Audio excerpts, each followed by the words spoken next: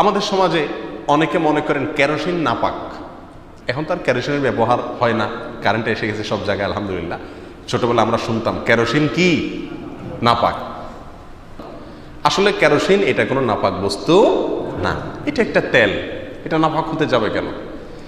এটাকে আমরা গ্রাম দেশে বা ছোটবেলা যে শুনতাম কেরোসিন তেল নাপাক, এই জন্য এটা লাগা যাবে না, লাগতে দেওয়া যাবে না, এটার মানে হলো তখনকার আলেমুলামারা, গ্রামের ইমাম সাহেবরা, মক্তবের হুজুররা যা বলছেন ওনারা সেই অনুযায়ী বলেছেন।